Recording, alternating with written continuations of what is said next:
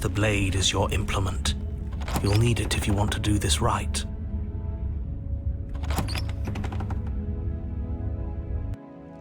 The door to the basement creaks open, revealing an intricate stairwell.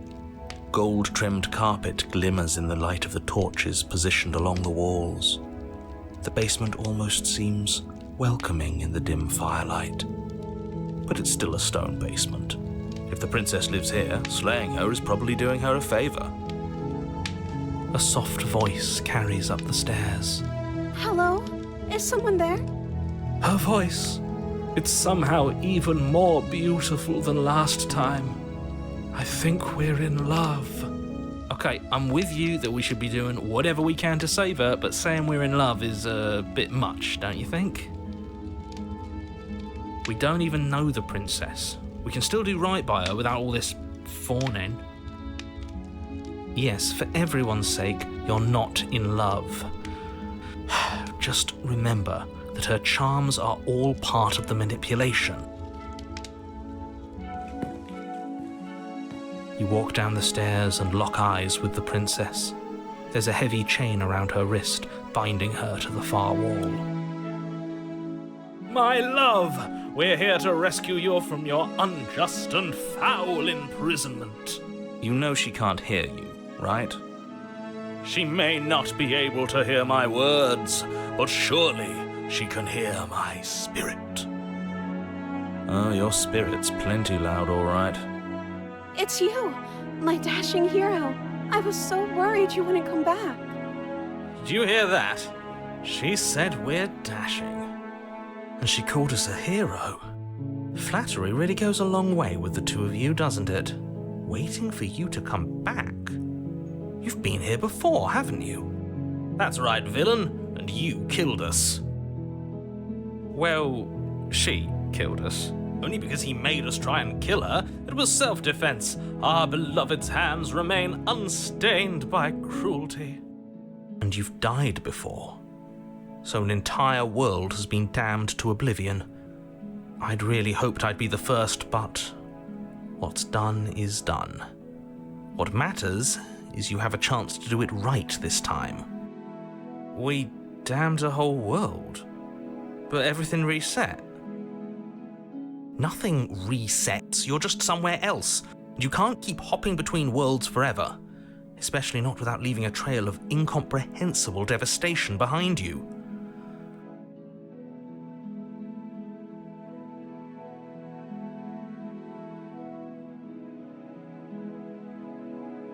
Rescue her? What are you talking about? Did you forget that she's a world-ending monstrosity? And even if you wanted to unleash her onto the world, despite the complete moral disaster that would be, you'd have to get her out of those chains. Good luck with that. Don't you see how dainty her hands are? You'll be able to slip her out with ease. No, she's a prisoner here. You can't just slip her hand through the chains.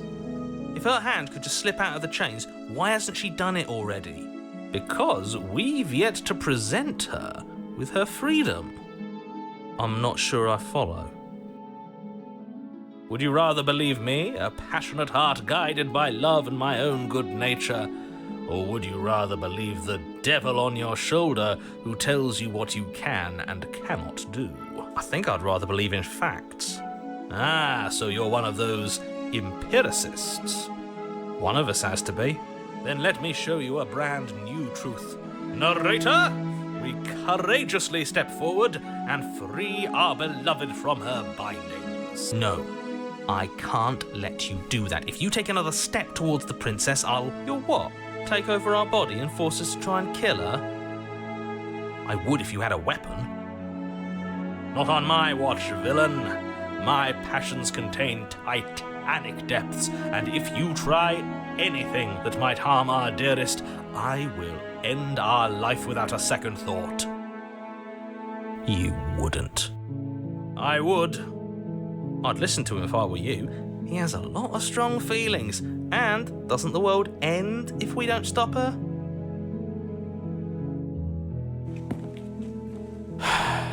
You approach the princess and gingerly slide her hand from her bindings. That shouldn't have worked. I'll be damned. We're doomed. I can't believe it. But I guess I have to.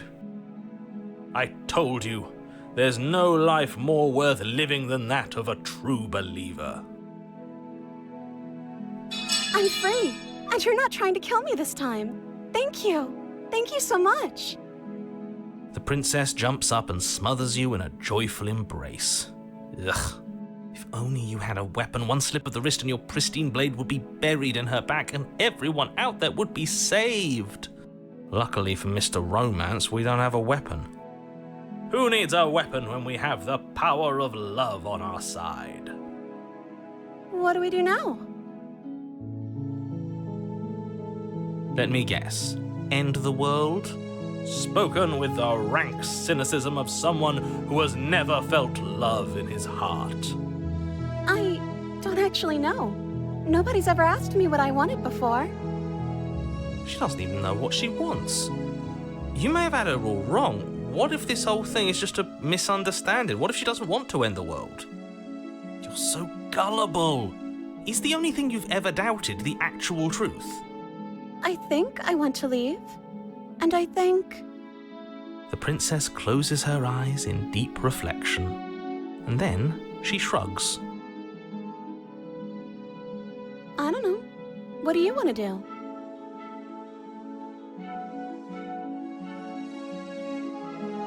I just want to make you happy. She can't just want to make us happy. It makes sense to me. That's all I want for her, so of course she'd want the same for us. I just want to make you happy. Is she broken? What's going on? What's going on is she's lying to you, only she isn't a good liar. Are you starting to trust me now?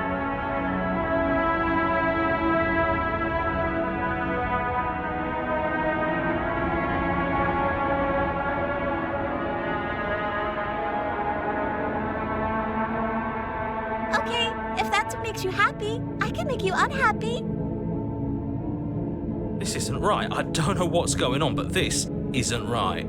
I fail to see the problem here. She's just sweet on us. You don't have to act like it's a big deal.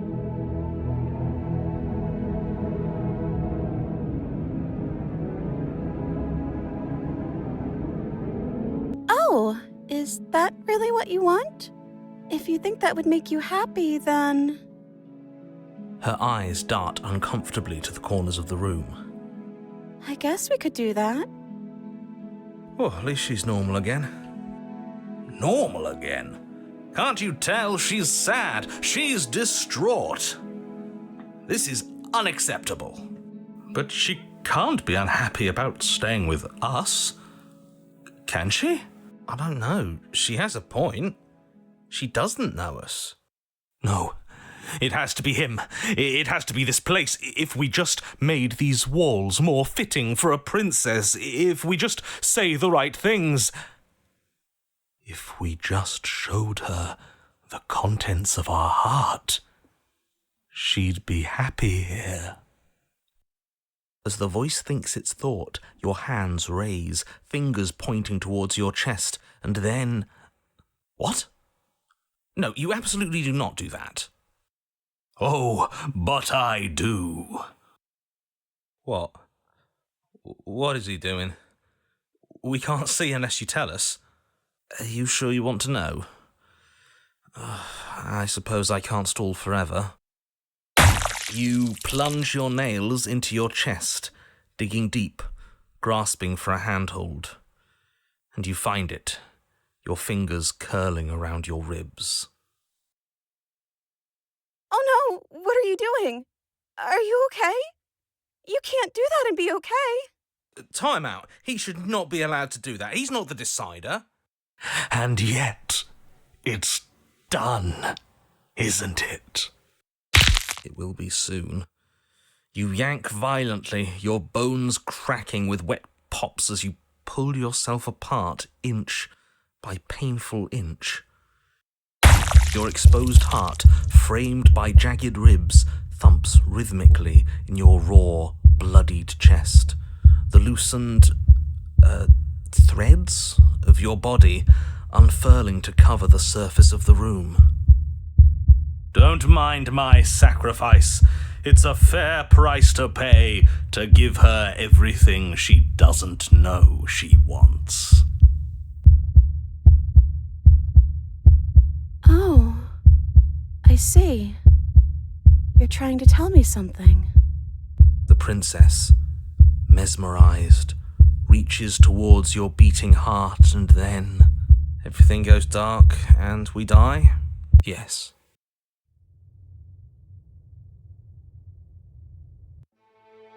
You're on a path in the woods. Mate, we're clearly already in the cabin. Excuse me? You're clearly... Oh. Huh. So you are. How do you know about the cabin? I didn't get to the cabin part of my opening monologue yet.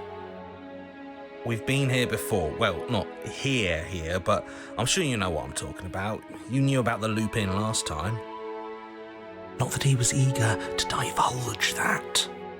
Right on cue, here's the new guy. Welcome! I can't say I'm happy to be here. This is a bad place, all stale and wrong. Can't you feel it? Okay, yes, I get it. You've been here before. That's terrible. You know that, right? Because the only reason you would have been here before is if you failed in whatever world you'd come from, meaning you doomed an entire other reality.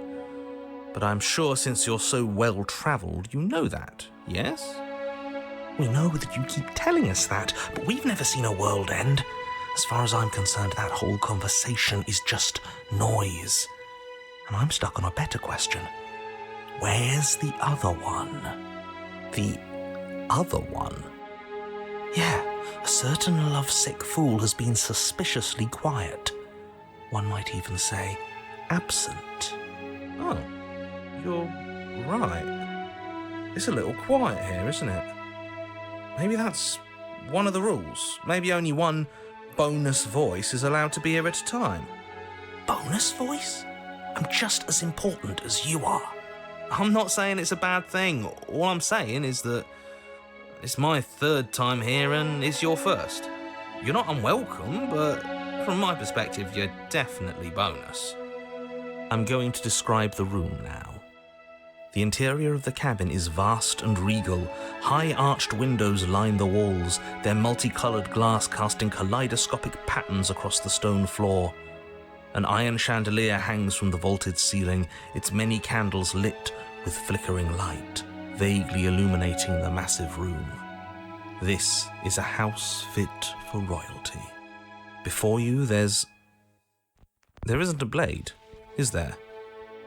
That's not good.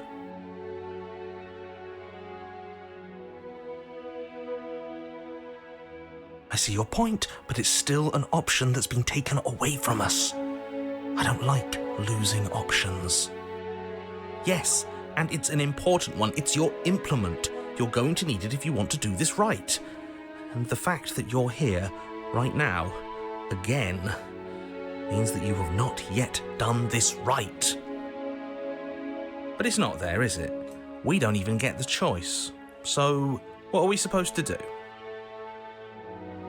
I don't actually know. I'm sure it'll turn up somewhere. It has to. It's part of the whole structure of this place, I think. At the very least, it's important.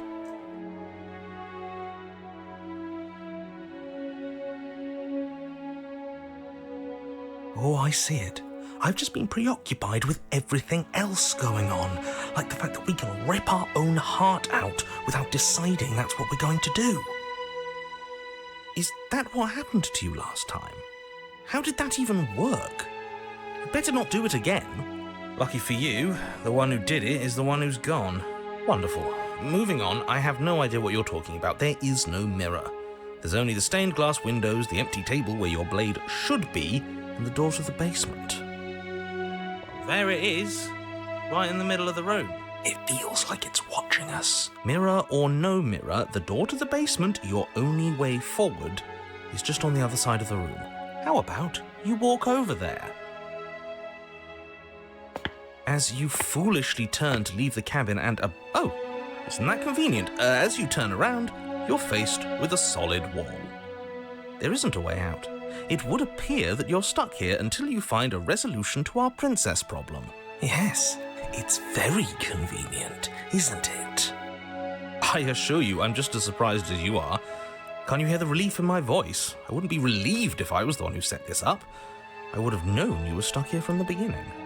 Look, it doesn't matter who put that wall there, because it's there. The only thing for you to do now is find the princess and, ideally, find your weapon while you're at it. With nowhere to go but forward, you turn back around, leaving the non-existent exit behind you. You cross the room, stopping just in front of the door to the basement. Is this about that supposed mirror? Just reach forward and fumble around a bit. I'm sure you'll find the handle. Well, shall we have a look at ourselves? You reach forward, your hand instinctively wrapping around the handle. It's gone. I don't like things disappearing on us. I don't like how fluid reality seems to be. Neither do I. And then you push the door open. Marvellous. We can proceed. It would seem that the stairs to the basement don't lead to a basement at all. Rather, they go up. They're draped in fine carpet too, one that feels pleasantly soft against your feet. If the princess lives here, slaying her would probably... no, that doesn't work here at all. This place is nice. It's fancy, even. I have to say, whatever you did in your previous lives, I deeply dislike how much it's thrown me off my rhythm. Well, if all of this has thrown you off your rhythm so much, then maybe we don't have to slay the princess. No, you absolutely do.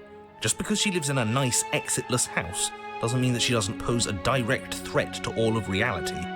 It's in her very nature. Am I the only one who remembers how much she changed last time? Does she even have a nature? That is precisely why she poses a threat. I don't know, she got weird for a second, yeah, but she didn't change that. We have to move on. This is a wildly dangerous line of reasoning. No, you can't just say that and not... Her voice, gentle and warm, with an undercurrent of fatigue, rolls down the stairs. You're home. Dinner's ready. As much as I desperately want to know what happened last time, we are not going to examine it. The more we think, the worse this gets. Why are you so on edge? This is much nicer than what we're used to. I'd like to have dinner. Dinner sounds nice. That is the problem. This isn't supposed to be nice, and she's supposed to be a prisoner. I need to stop talking. I need to stop talking. Just go upstairs, okay? And don't eat the food. This hall, like the one below, is grand and beautiful. Torches bathe the room in warm, comforting light, just enough to illuminate the tapestries along every wall, woven with scenes of chivalry and courtship and romance. The many cloth eyes are fixed on each other, gazes averted from the long table in the center of the room, the princess seated at its far end. Your pristine blade glints in the weak torchlight, hanging from a golden chain around the princess's neck. So that's where it is. And the tip is already pointed right at her heart. Okay, everything is falling back into place. All you have to do is cross the room, push down a little, and the entire world is saved. That's easy. Isn't that suspiciously easy? There has to be a twist. There has to be something waiting for us. You saw what happened to her last time. She's not what she seems. You're here. Now we can start being happy together. Why don't you sit down? Wouldn't that be nice? As the words leave her mouth, the torches flare and a chair swings in from behind, knocking your legs out from under you. You're forcibly seated at the head of the table. Isn't that better? It is better, right?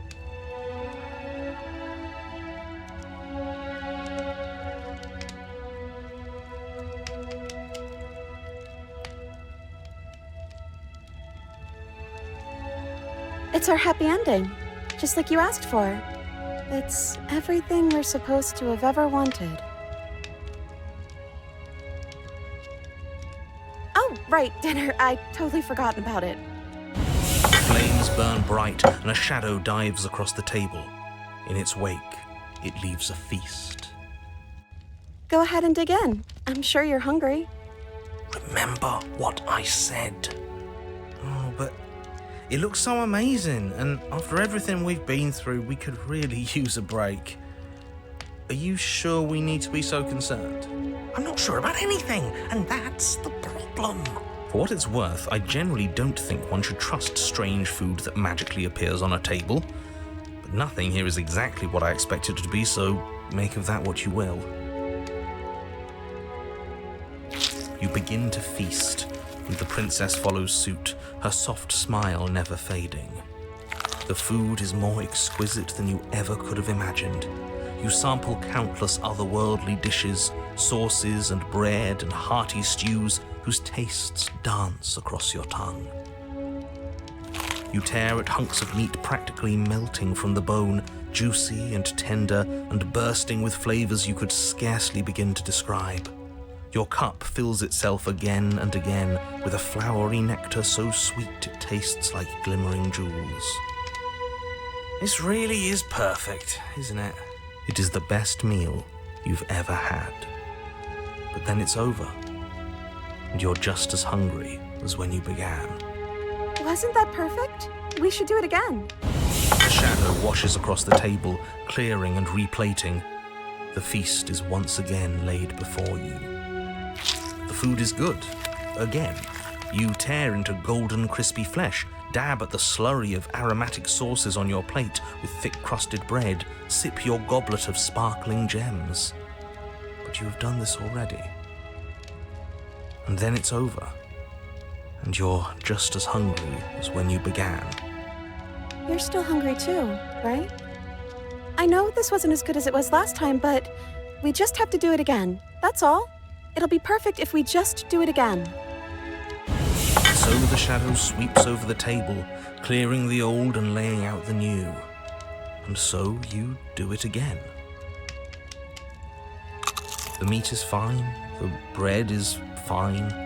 You sample the side dishes and they're fine too. You finish your goblet, the liquid within no longer glimmering on your palate, instead leaving your mouth coated in a tacky film. You put it down and it fills again. You do not drink more. So we had a mediocre meal. It's not a big deal. That's the trap. It wasn't mediocre at first. It's trending down. We're just getting a little sick of it. So what? We just have to try something new. I'm sure we won't be stuck eating the same meal forever. Regardless of quality, it's over again, and you're just as hungry as when you began. Again. No, something was wrong that time. But maybe I was just tasting it wrong. It looks just as good as it did the first time. It shouldn't taste like this. Again, the shadow replaces your feast. And again you eat. The meat is greasy. The bread is tough, its crust hurting your jaw as you chew. The grey vegetables are barely worth the effort of picking through. You don't even touch the goblet, its sickly sweet aroma utterly unappealing. I'm so tired of eating. At least you still have the memory of how good it was the first time, right? I'm so tired of this. As the words leave her mouth, one of the torches on the wall sputters and then goes out entirely. What just happened? Did I do something wrong? A light went out. Maybe a coincidence, but maybe not. As if in response to the dousing of their brother, the other 3 torches blaze brighter, their flames licking at the walls. Their shadows deepen, dancing angrily across the stone.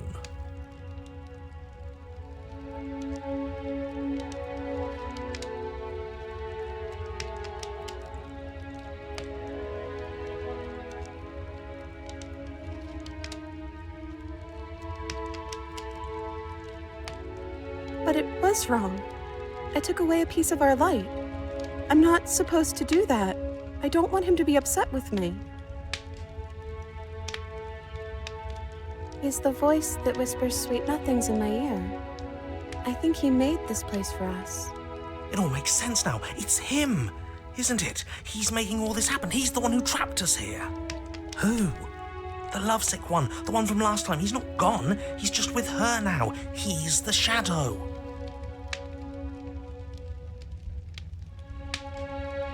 Smitten?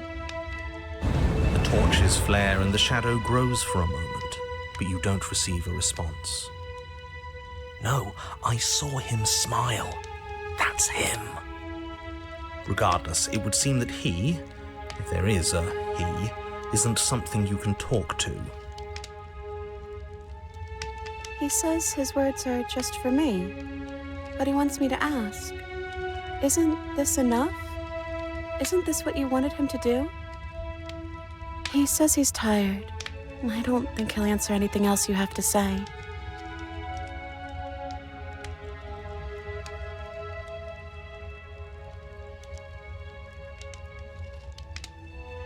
I don't know. Maybe we could play a game. Yeah, that's exactly what we should do. The flames roar and the shadow comes dancing across the table. It leaves behind an intricate game, its pieces elegant and beautiful and enticing, its simple rules already apparent, even with little explanation. We can probably work together to figure this out as we go. That sounds like a lot of fun, right? Yet another waste of time. Why all the distractions? What are we being distracted from? That's the real game. And I feel like I'm 2 steps behind. You're overthinking it, mate. I feel like this is just something to do. We might as well try to have some fun. You and the princess do indeed figure it out as you go. And what a game it is. The tension between turns, the triumphant highs of moves well placed, and the tragic lows of miscalculations and careless plays. The warmth of trust and the cool texture of deception. And then, the climax, as she places her final piece. Oh, I think we got the rules wrong. And so you start over. Time passes. You play the game. You win. Hey! Oh yeah, look at that. Oh, you won. I guess we can play again. Time passes. You play the game. She wins. Oh, I won. I guess we can play again. There is a long pause, and the board does not reset. This isn't fun anymore, is it? It's never going to stay fun. You don't need me to tell you that it isn't. Oh.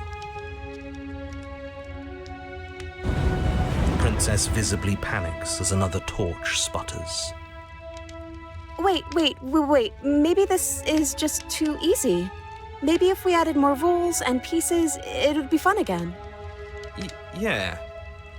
The game's just a little simple. We can make it fun again. The shadow descends on the board once again. More pieces are added, their shapes more intricate, their purposes less immediately clear, and the two of you set about discovering the complexities of the game anew. And so you do. And it is fun again. In fact, it's almost as fun as the first time you played, and the sputtering torch roars back to life. But then you get used to the additions, and the feeling starts to fade. A creeping numbness settling in over the board. More pieces are added. The feelings flare. The feelings fade. The princess suggests new rules. A glimmer of what could have been excitement flits through your mind, quickly vanishing as the game progresses. Your pieces advance in an ever-increasing slog to their destination. Winning and losing become nothing but ends, and even the end becomes nothing as you roll over into a new game, the board resetting as many times as you can finish, till finally... I'm out of ideas. I'm actually out of ideas this time. I don't think I can play anymore. As the words leave the princess's mouth, another torch goes out. Again, the remaining flames burn brighter, and the shadow dances faster. I'm happy. I promise. We're both so happy here. You don't have to be upset. This is awful. I think we all know that we're not happy. We just have to admit it to ourselves.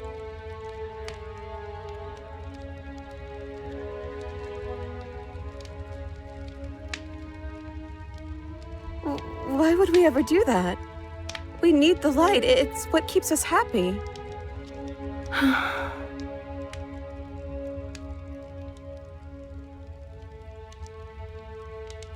Oh, I know. We should do something. How about... The princess's face drops as she pauses mid-sentence. Would you look at that? I'm out of ideas. The third torch sputters out.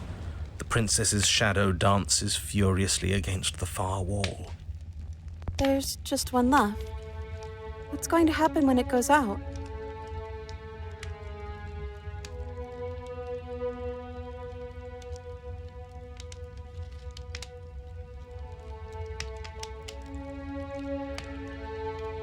I'm too scared to say. What if my answer is what blows it out?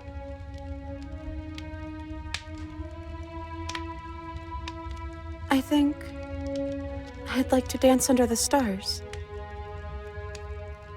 That sounds lovely. But there aren't any stars here.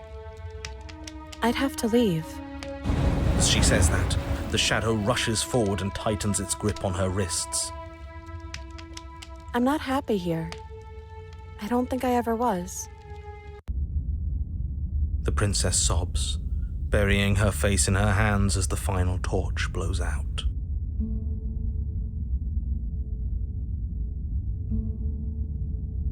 She raises her head, mascara trailing down her cheeks. No, it feels like an important part of me is gone. But I'm still here. I don't know what to do with that. I don't know how I'm supposed to pick up the pieces. The princess's eyes dart to the floor. Well, we can't sit here forever. That part of us is over. The princess pushes herself from her chair, and you instinctively do the same, waiting by the top of the stairs as she quietly crosses the room. Do you still care about me?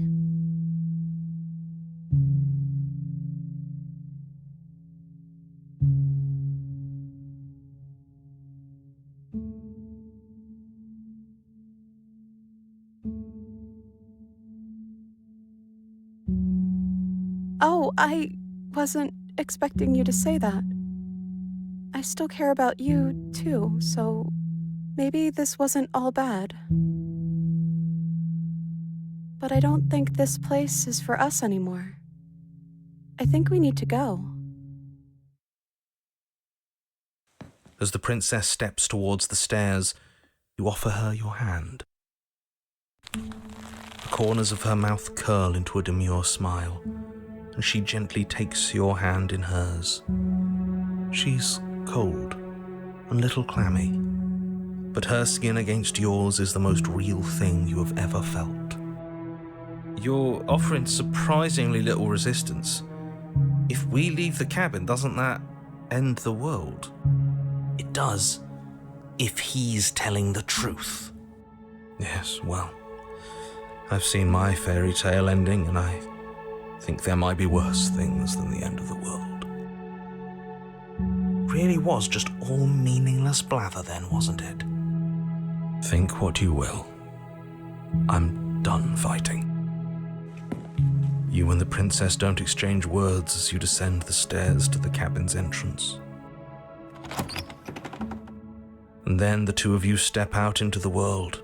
I think this is the end of me, even if it's not the end of you. I hope this was worth it. Genuinely, I do. He's really gone, isn't he? Yeah. There's an itching in the back of my head that feels like it's finally been scratched. No more shadowy figures yanking at our strings. No more strings. I guess we're free. The stars are so beautiful.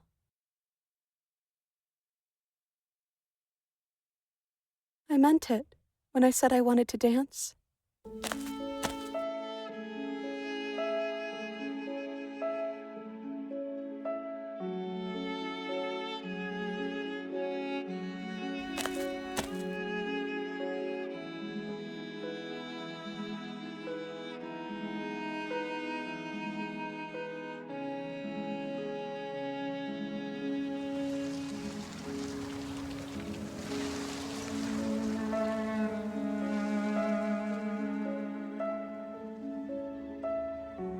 Thank you for taking me here. This is nice, even if it's a little cold outside.